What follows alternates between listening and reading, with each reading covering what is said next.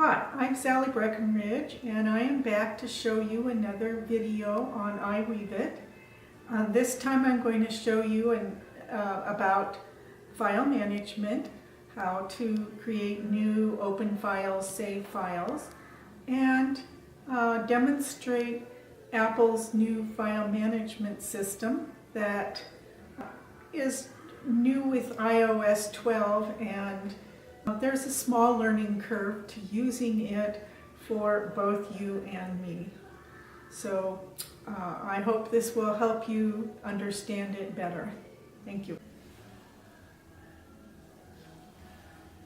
The first thing I want to show you is how to set up your iPad to use the iCloud. I pick on the settings module and then I scroll down to passwords and accounts, and I pick that. I pick iCloud. I look down here and I see iCloud Drive.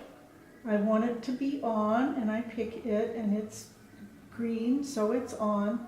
Then I scroll down to iWeaveIt, and I will pick that one and make sure that switch is on. At this point, you now are on iCloud. So now we can go over to iWeaveIt, and we want to look at the save and the open and the so forth. So I want to first save this file, but when we look down here at the shafts, we don't see the little star that tells us that the file's been modified. So we need something to save. So quickly I'm going to tap on the threading, pick maybe the red, just tap on that square. I now have a file that's modified. When you look at the icon down here, you'll see the star and it says that the file needs saved. Then I go up to my menu here, the gear icon, and I pick save or save as. In this case, I want to make a copy, and I'm going to pick save as. It says I'm going to change the name. I just want to change it a little, but I don't need that thing. So I'm going to use my keypad here when I have a keypad on, it doesn't show the thing. So that, and I'm just going to add a 2. So that's my new file name. I don't need the extension. And I'm going to make a copy. And you saw the flash, and now you see that the startup file is now called 2. Go over here, we pick open new files, and you see right now you're looking at recents. That shows you the most recent file you've changed. This shows you the file system, the folders. In the most recents you see a lot of iWeaveIt files, and that's because I've done a lot of editing. And you see the startup 2, which is the one we just saved. So let's go over and look at Browse. On Browse, you see over on the left column, the iCloud drive, the iPad drive, and some tags, and you can add tags to them and mark them to sort and do things like that. We're going to pick WeaveIt. No, we're on it says we're on the drive right here. It tells you what you're on, and I want to be on the iPad right now. So we're going to go over to the iPad, and we'll pick iWeaveIt. If I hold the pencil sideways so that you can see it better, it doesn't always tap, and I have to if I do it from the front, then you can't see it. So that's why I keep running into that problem.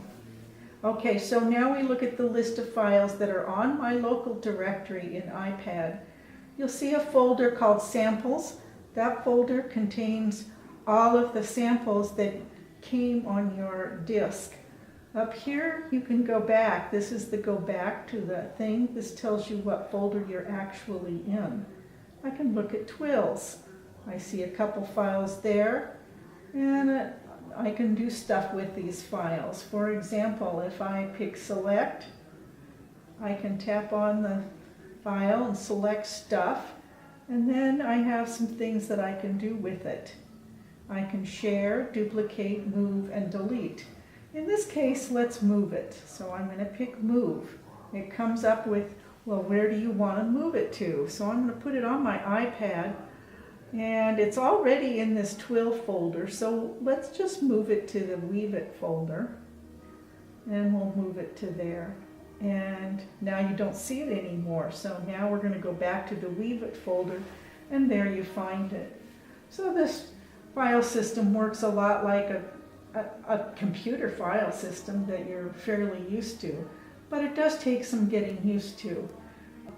You can tap on the file like this. If you hold it down, then it will show you of some more things that you can do with the file. Copy, duplicate, rename, move, delete, share, tags, info. Let's say I wanted to now move this file over to my iCloud drive and look at the iCloud drive. I'm going to go over and look at my iWeaveIt folder, and I'm going to just move it to there, and I can just copy it right to that folder. Now I go over to my iCloud drive. Oops, I can't say, you have to tap directly on it. And these are my folders. There's my stuff that I just put in there, and these are a lot of folders. I have a lot of files out there. So let's look at some of the twills. If we look at point twills, you'll see something populates the icons, and you see the little cloud arrow, and that tells you that the file, go back, just go back. That told us that the file was in the cloud, and it did it pretty quick. It downloaded it to the system and then displayed it. And so we'll go back and look at that file. So there's another simple file that I've created, and that's about all there is to this. The save as, and we've already done those two things. If you just picked save, it just saves it as the file name. But if you pick save as, then you can make a copy or rename it directly in iWeaveIt. The one thing I haven't showed you is new. You'll notice at all different kinds of places there's a little plus sign, and that creates the new document. Let's create one on iWeaveIt. Go over and pick create new document, and now you see a new one. Then you can pick your color,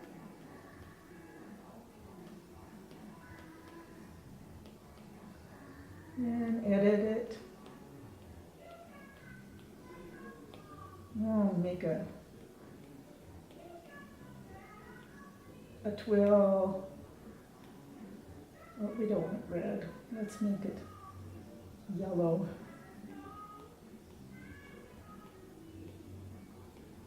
And that's good enough. We'll tap into it, zoom in. You can see it large. Just see one repeat. Go back, make it large, and now we'll save it. It's called Untitled.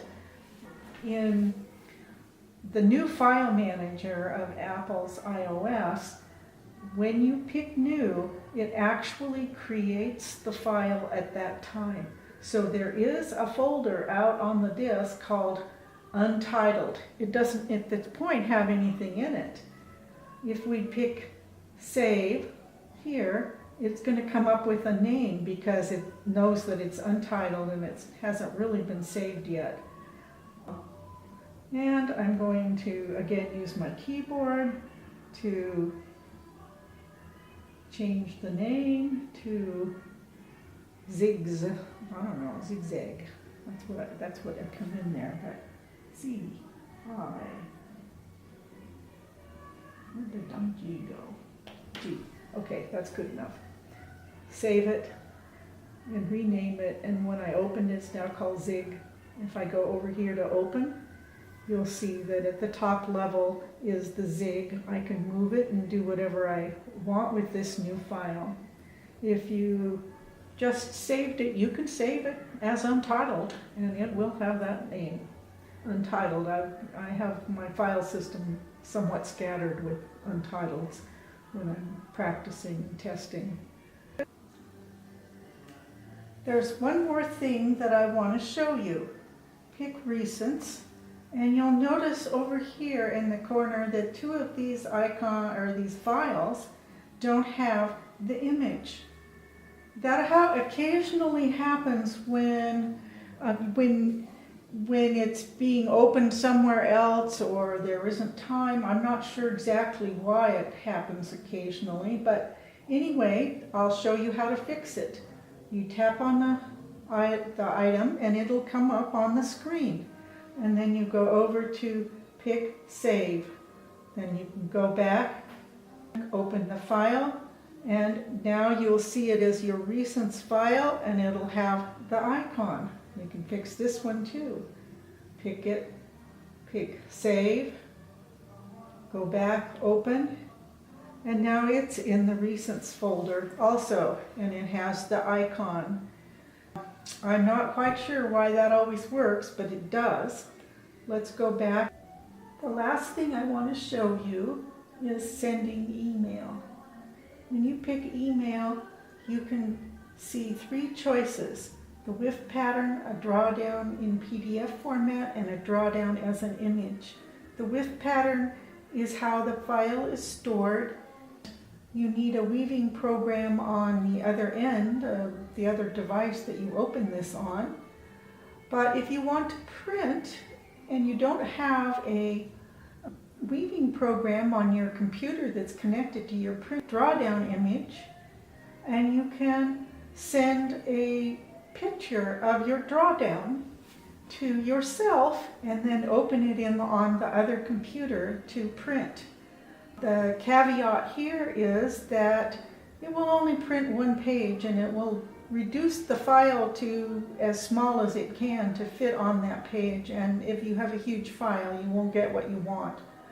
So I would recommend that you keep your files small. And so we'll cancel this. And that's the end of this video, so thank you very much.